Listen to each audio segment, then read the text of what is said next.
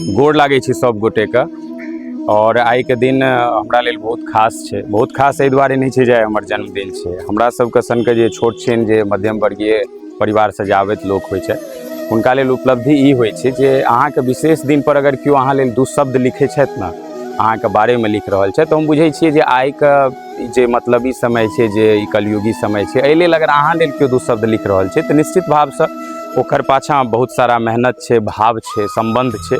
तऽ हम सब गोटेके एक बेर हृदयसँ आभार प्रकट करै छी जे अहाँसब जे रूपी स्नेह हमरा भोरेसँ बरसा रहल छी। निश्चित रूपसँ अहाँ सबके ई स्नेह शुभकामना रूपी आशीर्वादसँ ई अछिंझल स्वरूपसँ हमर पूरा जे छै से मंगलमय स्वरूप जीवन ई तीत गेल अछि। और एकर जतेक हम आभार प्रकट करी शब्दमे वर्णन नहीं कऽ सकै छी। जतेक प्रबुद्ध जन सब छथि, जतेक हमरासँ श्रेष्ठ जन सब छथि, जे तरहक भाव उद्गार हमर प्रकट केलथि, जे हमरासँ छोट छथि, जे हमरासँ सहपाठी छथि, सब गोटेके भाव देख कऽ हम बहुत प्रसन्न छी। और मतलब भाव विभोर कहि सकै छियै जे जकरा हम शाब्दिक रूपे जे छै से वर्णन नहीं कऽ सकै छी। जे हमर मुखपर जे देखाइत हैत, ओहिसँ परिलक्षित होइत हैत, ओहिसँ अहाँ बुझि सकै छियै। तऽ एक बेर फेरसँ सब गोटेके प्रति हम आभार प्रकट करै छी जे ई सुधानंदन पर अपन स्नेह अहिना बरसेने रहियो। हमहूँ प्रयास करै छी जे अहाँके जे मान सम्मान छै, अहाँके जे स्नेह भाव छै, ओ कहियो नीचाँ नहीं हुअ देबै। और अपन समाज और अपन लोकके लेल जे छै से सदैव काज करैत रहबै।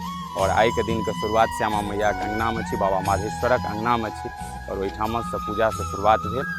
और एक बेर फेरसँ अन्तमे जे केओ छूटल बढ़ल छै सब गोटेके प्रति हृदयसँ आभार प्रकट करै छी। बहुत बहुत धन्यवाद। जय श्यामा माइ।